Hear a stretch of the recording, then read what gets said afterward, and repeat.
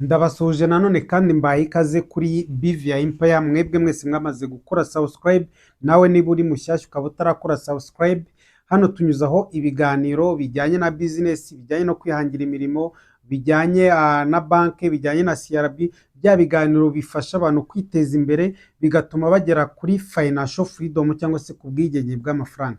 Niba uri mushyashya rero ntugende udakoze subscribe kugira ngo video zacu zitazajya zigucika. Niba ukunze ibyo tunyuza kuri iyi BVI Empire, njyewe ni Jean Marie Vianney rero ugiye kubagezaho iki kiganiro. Iyi ni BVI Empire. Are you even ready? Now let's go.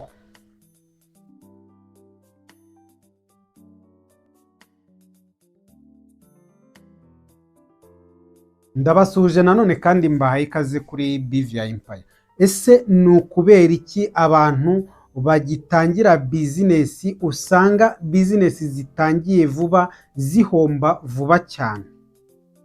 Ese ni izihe business zikunze kugira risk yo guhomba vuba cyane? Akenshi umuntu atangira business ashaka gutera imbere.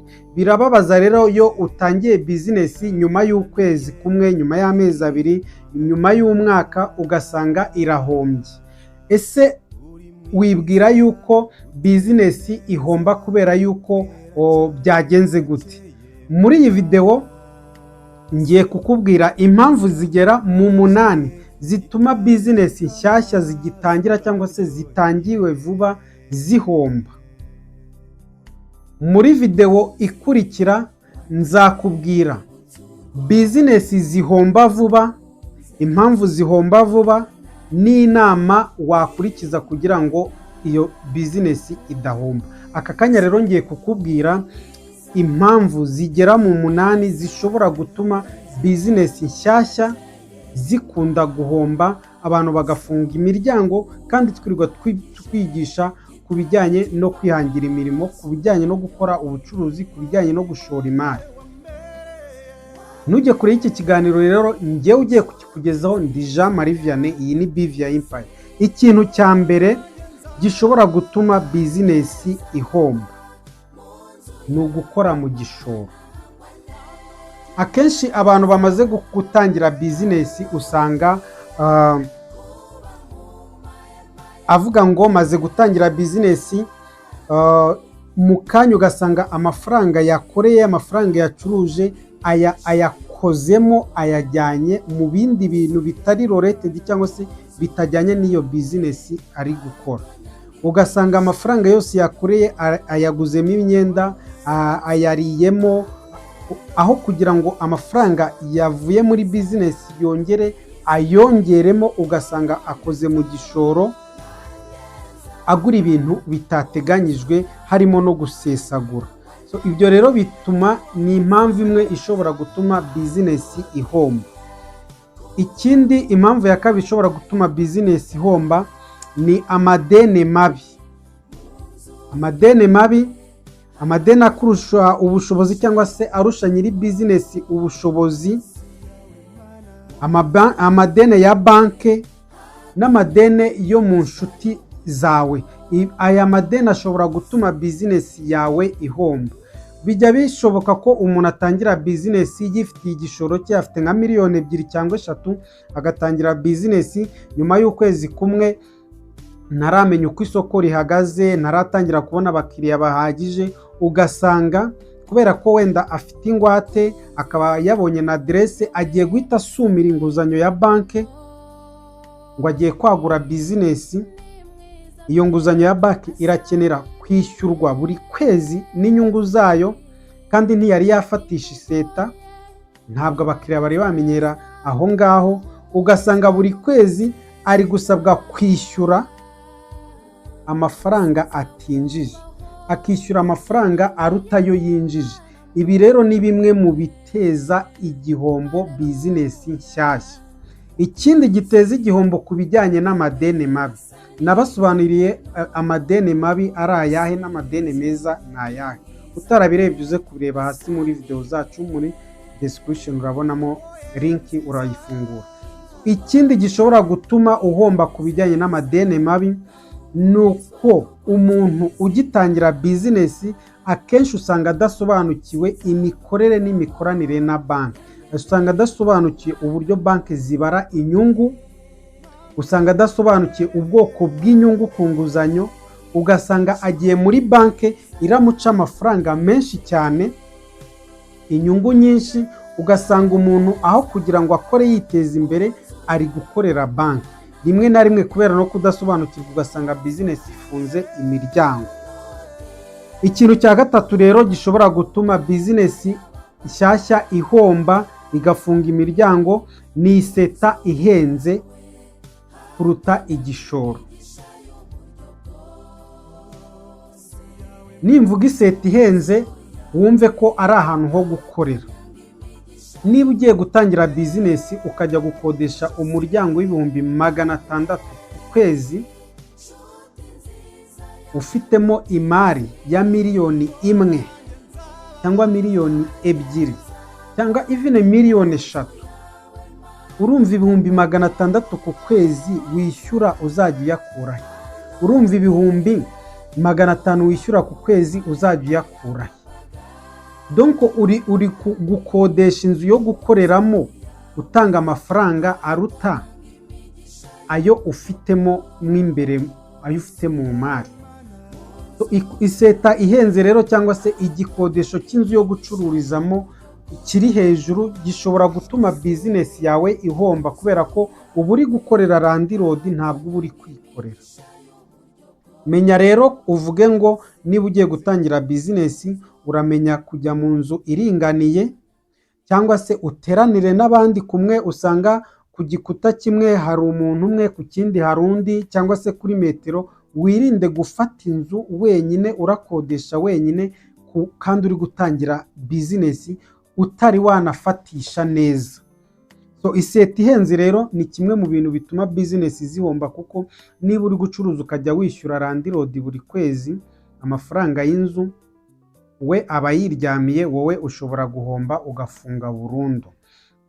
Ikintu rero cya kane ni imisoro itateganyijwe. Niba ugiye muri bizinesi utazi ubwoko bw'imisoro ugomba kwishyura n'igihe ugomba kuyishyurira, utazi uburyo batanga fagitire ya IBM, my friend, urafunga ugerekeho n'ibihano, cyangwa se bagufungire, cyangwa se ugire n'ibindi bibazo, ugirane ibibazo na leta. Imisoro ni ikintu ugomba kwitondera muri bizinesi iyo ari yo yose waba ugiye gutangira. Menya ngo basora gutya, kuko hari bizinesi utangira yo ifite imisoro ibarirwa hejuru wowe utabizi. Menya ibyo bintu rero ubyitondere ibijyanye n'imisoro, umenye igihe basorera n'igihe badasorera, umenye ko ugomba gucuruza utanze fagitire ya IBM, nutayitanga bazagufungira. Iyo nayo ni impamvu ituma abantu bahomba muri bizinesi nshyashya igafunga.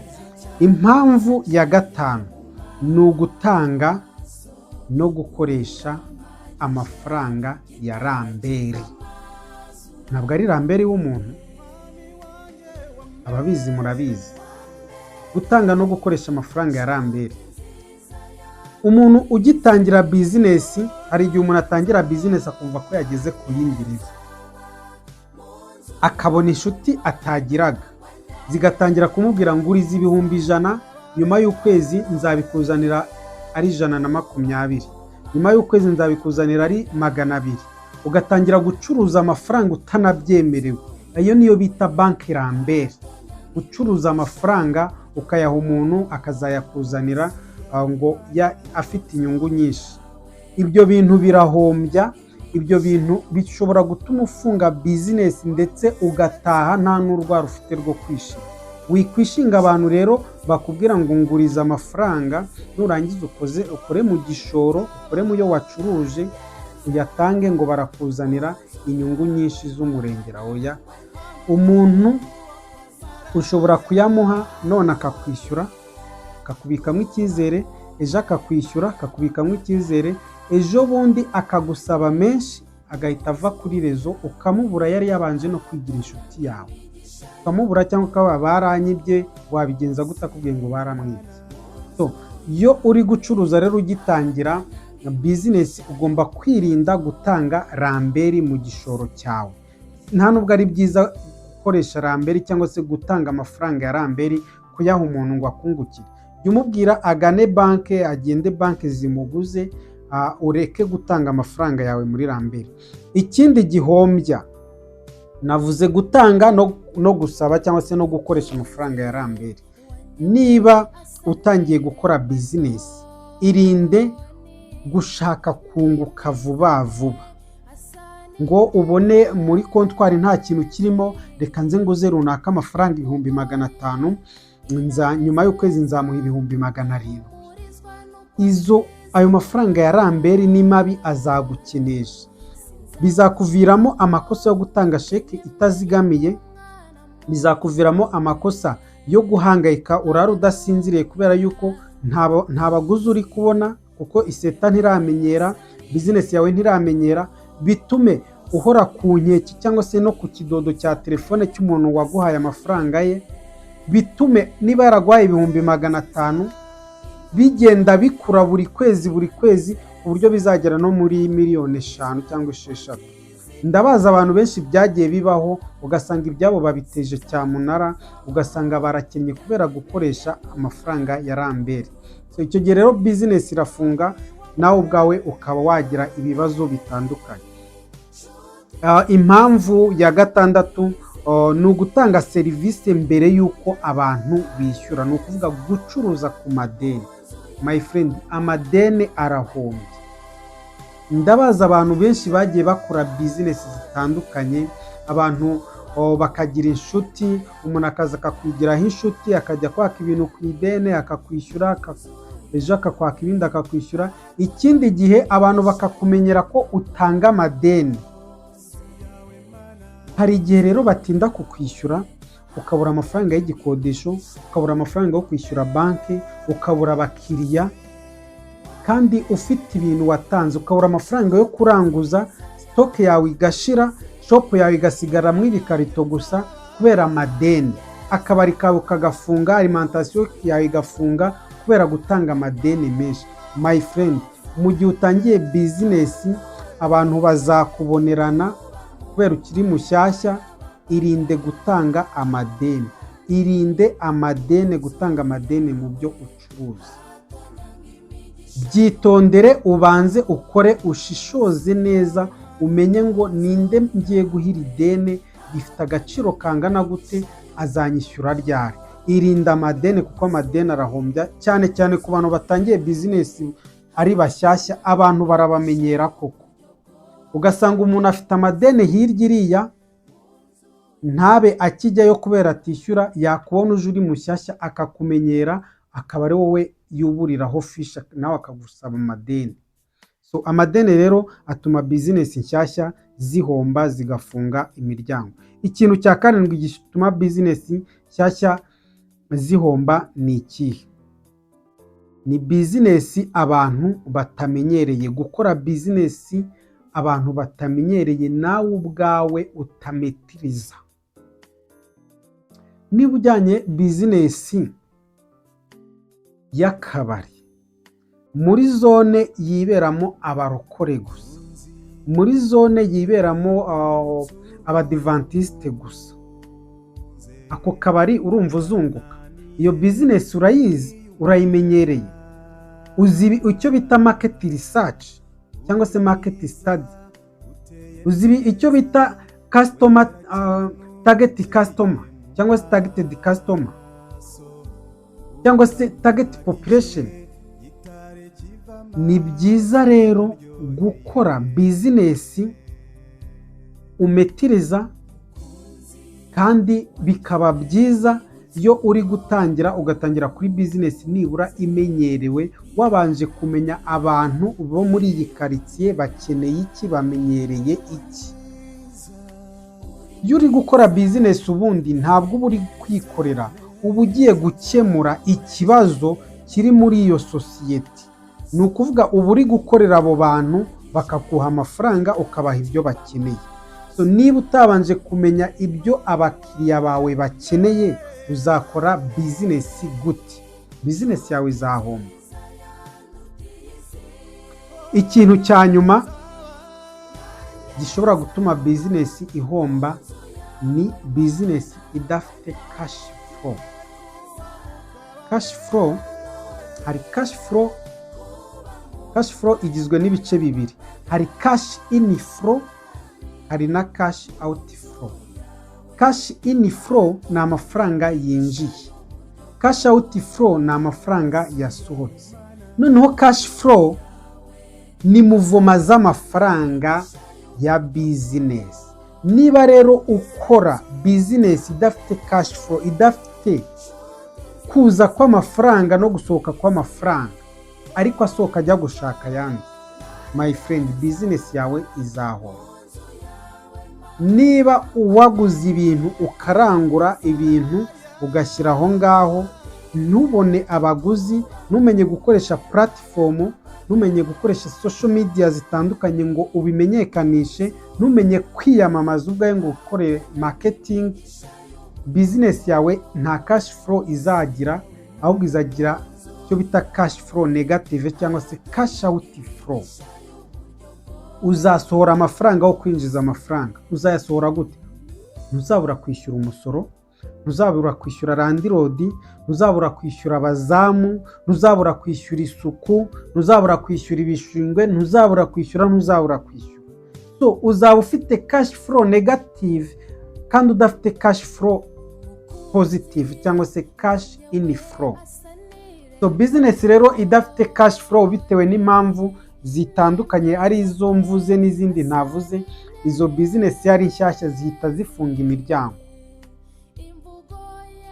Wakoze rero kubana nanjye muri iyi video, nakugezagaho ibintu bituma business nshyashya zishobora gufunga imiryango, abantu bagafunga bagataha, nkubwira n'uburyo ushobora gukora ku buryo wakwirinda ko watangira business yawe igahomba. Amafaranga aravuna gutangira business utangije amafaranga yawe, warangiza nyuma y'umwaka, nyuma y'amezi 3, 4, 5 ugafunga imiryango, birababaza cyane. Ushobora no kurwara trauma, ushobora no kwiyahura, ushobora kugira agahinda gakabije gahoraho. Niba iyi video hari ikigufashije rero ukande like, niba uri mushyashya ntugende udakoze subscribe kugira ngo ejo tuzashyireho video itazagucika. Muri video izakurikiriye nzabagezaho business zihomba vuba utagomba gushoramo amafaranga, nzabagezaho n'impamvu zituma izo business zihomba vuba, nzabagiramo n'inama zitandukanye zizabafasha gukora business zunguka kandi zibateza imbere. Duhure muri video itaha. Ciao ciao.